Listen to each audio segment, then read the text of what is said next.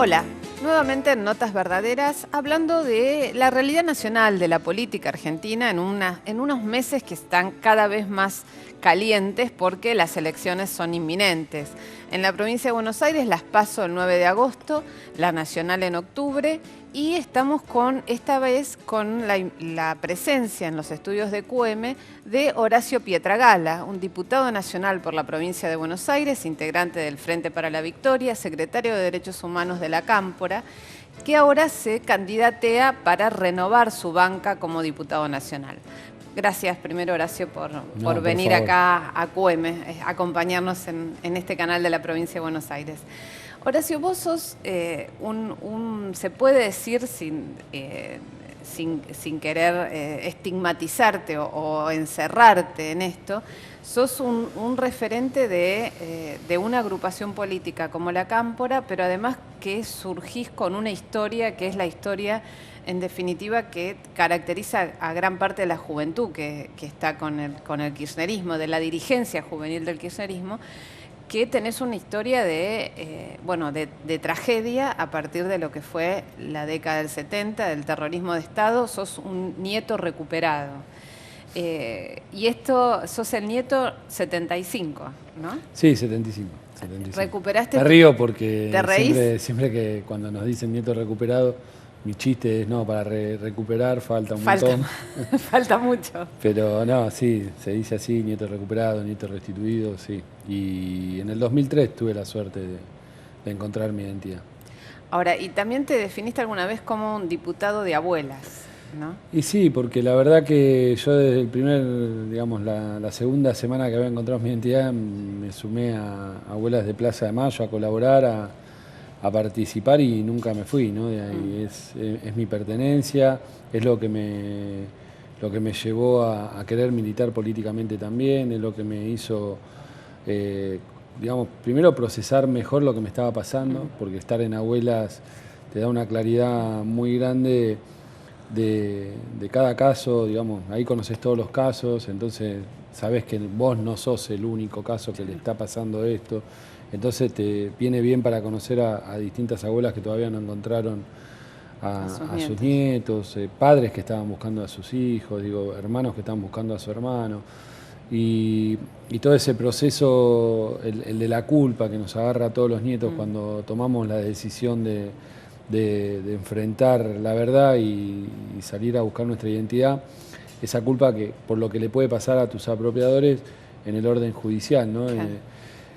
Eso se disuelve un poco estando al lado de las personas que todavía no pudieron abrazar a su familia, porque uno se pone en todos los lugares y uno entiende que acá hubo un delito, nos separaron de nuestra familia y siempre nos buscaron y fue la mentira la que hizo que muchos de nosotros no podamos abrazar a nuestros familiares también, ¿no?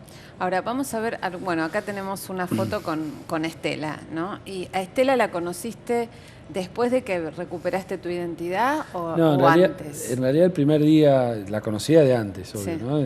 Sí, como personaje público, digamos. Pero no, el día que fui que me confirmaron, digamos, el análisis, que fue muy loco porque yo llamé al Hospital Durán y eso te lo da la justicia el resultado, claro, ¿no? Y cuando llamo, ellos me habían dicho, vos podés llamar todo el tiempo para ver cómo está después que me hice el análisis, pero yo había llevado una foto de mi mamá porque es la misma cara. Sos idéntico a tu mamá, es impresionante lo parecido que sos. Esa es mi mamá, mi papá, y ese es Pablito, un hermano que yo tuve que falleció por una enfermedad.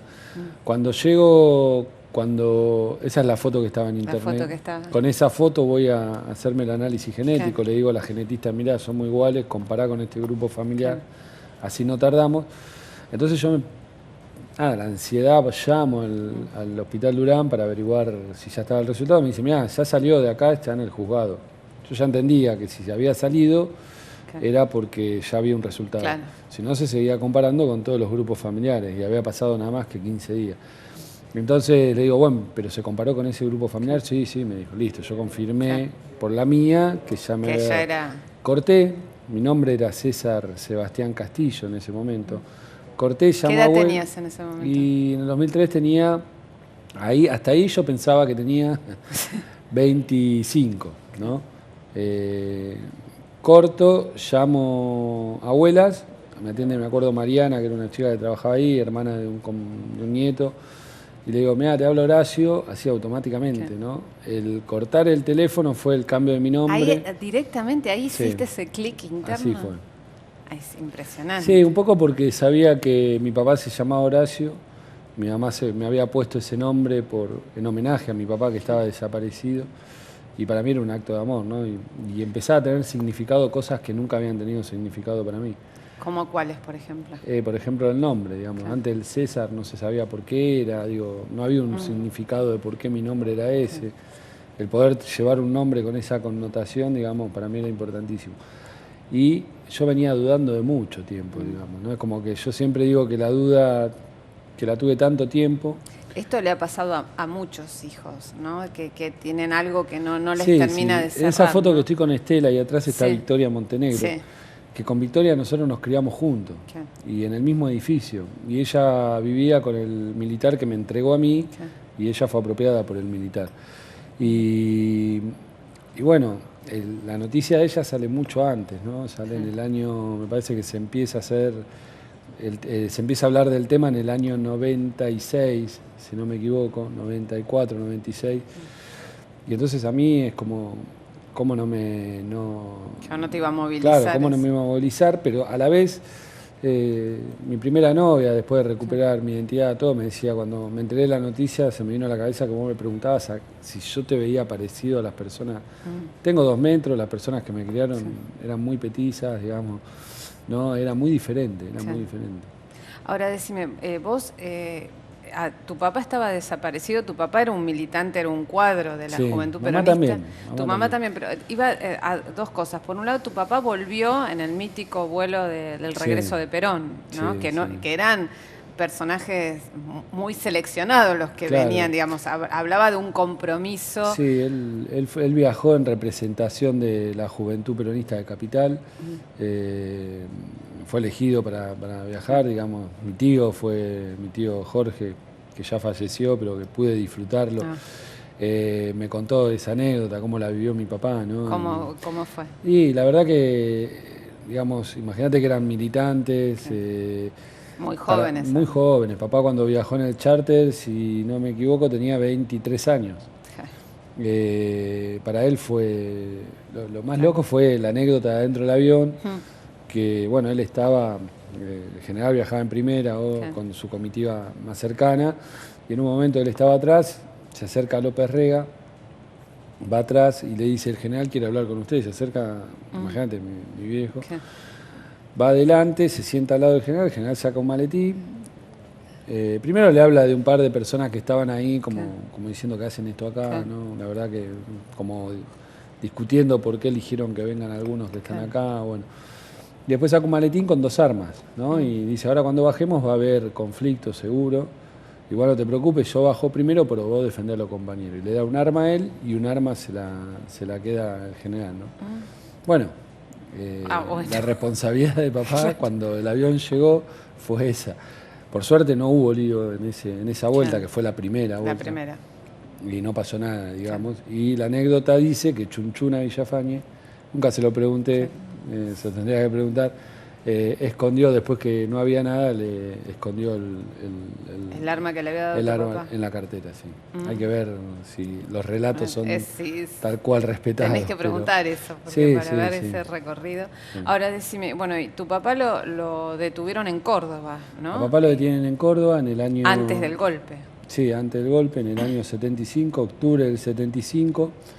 Tiene una cita en Córdoba él con 2 compañeros. Y bueno, y es detenido por lo que era la Fuerza Libertadora América, AAA en Córdoba, operada por Menéndez. Y bueno, son... ahí Seferino Reato escribió un libro, a mí me dio mucho dato de lo que pasó con mi papá también, ¿no? Porque él tuvo mucha información y mucho diálogo con la Fuerza. Y después de lo que fue el copamiento de la Formosa, se empieza a armar un esquema de secuestro, tortura, que no estaba bien perfeccionado, digamos, como empezó a partir de de ese año en Córdoba, ¿no? De ese mes y de ese año.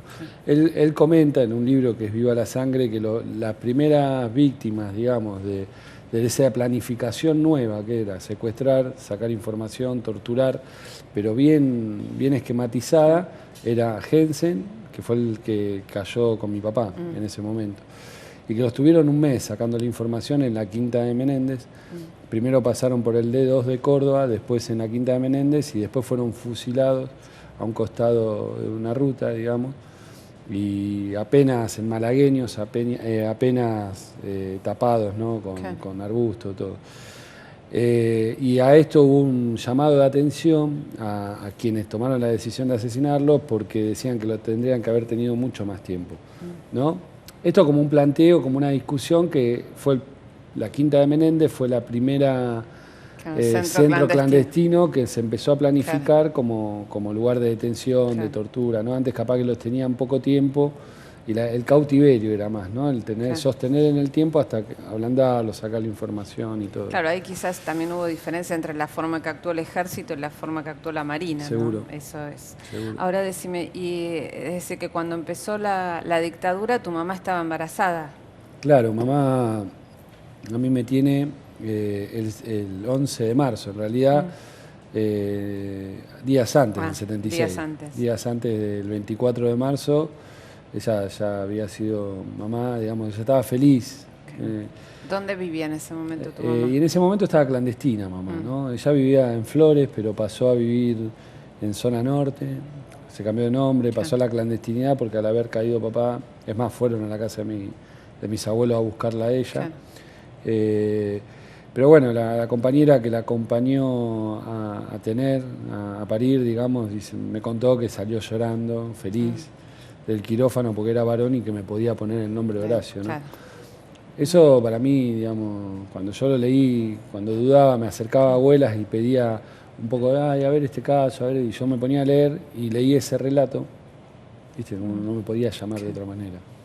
Y a tu mamá la asesinan 5 meses después de... 5 meses vos tenías después. 5 meses Sí, cuando yo estaba en la casa, ella estaba con 2 compañeros en una casa de Villa Adelina, en la calle Independencia, y hay un operativo militar en esa casa, donde, bueno, han sostenido enfrentamientos por más de 4 horas.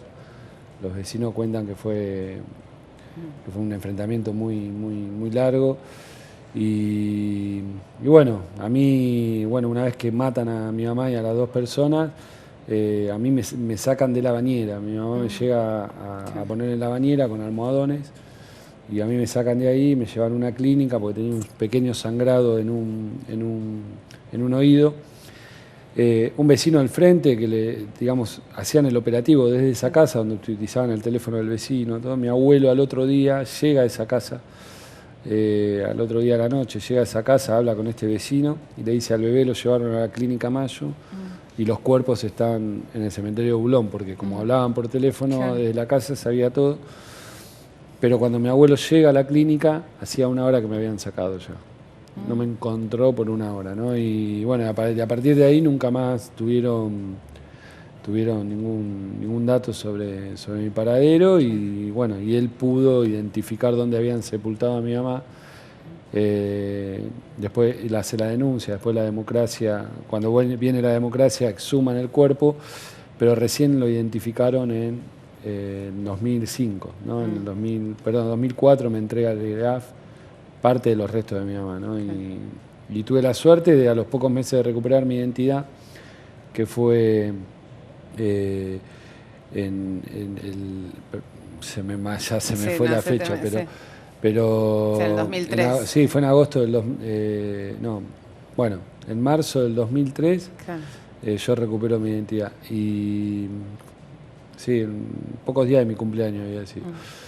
Y bueno, y tuve la suerte de 2004, a los 5 meses, ni siquiera el 2004. En 2004 lo de mi mamá, a los 5 meses, me entregaran los restos de mi papá que habían aparecido en una fosa en el cementerio de San Vicente en Córdoba, ¿no? Así que fue muy fuerte porque para mí fue como encontraba mi identidad yo, pero a la vez iban recuperando las identidades los restos Claro. de mis padres, ¿no? ¿Y te encontraste con familia? Sí, del Con primer día. mucha familia. Sí, por suerte tengo una familia linda, grande, digamos, que el primer día, Estela me pregunta, ese día Sí. que voy a abuelas, ahí estaba Estela, ¿no? Ese día llamado, me dicen venite para acá, cuando llegó estaba Estela, estaban todas las abuelas, Sí. ahí empecé a conocerla más profundamente a ella. Me dice, ¿querés conocer a tu familia? Le dije que sí, yo estaba ahí y empezaron a llegar tías, tíos, me miraban, se agarraban la cara, se ponían a llorar, yo decía soy horrible, pero no, les impactaba que era la misma altura de mi papá y la cara de mi mamá, ¿no? Era el injerto perfecto. Y bueno, y a partir de ahí a construir una relación con ellos, pero desde el primer momento, me acuerdo de mi tío Norbert, que era el hermano menor de mi mamá, me decía, bueno, ¿cómo te llamo, Horacio? ¿Cómo vas a llamar? Le decía yo y se quedaba impactado. Mi tío Pietragala, Jorge, que no podía venir porque estaba con hepatitis en ese momento. Al otro día me pasan el teléfono, lo llamo, atiendo y le digo, hola tío. Le digo, ¿viste? Entonces para él era un impacto terrible, no me hablaba más, quedé impactado de que yo los consideré mi familia porque, digamos, cada nieto toma la historia, pero yo necesitaba de una familia mía, ¿no? Verdadera, porque en la adolescencia me lo imaginé muchas veces abrazarme con abuelos. Lamentablemente no se dio ese abrazo con abuelos, pero por una cuestión de fecha, de tiempos, pero sí con tías y primos, y yo eso lo tenía en la cabeza. Yo sabía que en algún momento eso podía pasar, ¿no? Y entonces me brindé a ellos como parte de la familia que nos habían separado, digamos, pero no esto de empezar a construir una relación, no, me brindé y después, bueno, después peleamos porque algunos era antiquinerista, otro no, digo, como todas las familias, pero sé dónde están, sé quiénes son, sé que me los puedo cruzar y sé quiénes son, ¿no? Eso es importantísimo. Ahora, Horacio, también alguna vez contaste, y eso me llamó la atención por esa cosa que es muy, muy difícil de racionalizar, ¿no? Ese sentimiento, esa cosa de acercarse, y el tema de que preguntaste de qué cuadro era tu papá, y ahí Sí, vemos ahí. una foto de San Lorenzo, Sí, ¿no? eso es en el Congreso cuando sacamos una bala a la recuperación de San Lorenzo de las tierras del viejo gasómetro, ¿no? Que fueron apropiadas ilegalmente por la dictadura. No, la verdad que sí, yo iba a la cancha, tuve una desgracia con suerte, que fue que mi apropiador era hincha de San Lorenzo, digamos. Pero a la vez cuando yo era fanático de la cancha, cantaba Lo llevo en la sangre, no puedo parar, ¿no? Una de las canciones. Entonces cuando una de mis primeras intrigas era de qué cuadro era mi papá. Y esa misma noche que estaba ahí con mi familia le preguntaba y ninguno se acordaba porque no hablaban hablaban de política nada más, claro. Hasta que me encontré con mi tío, Jorge, y me dice, tu viejo era Cuervo, ¿no? Y para mí fue... Imagínate, me decía era de Huracán o de Boca, era un conflicto, ahí sí, mucho más difícil recuperar. Pero no, por suerte, tuve la suerte que mi abuela paterna era de San Lorenzo y tiene que ver con la identidad, ¿no? Uno cuando ve que su hijo mi hija dice yo soy de San Lorenzo, para mí es importantísimo, pues es parte de la identidad que uno va generando a la familia que va a quedar. Y para mí era importante, digo, para muchos capaz que puede ser para mí era muy importante saber, y por suerte mi abuela paterna era de San Lorenzo, el padrino de mi papá de San Lorenzo, iban a la cancha.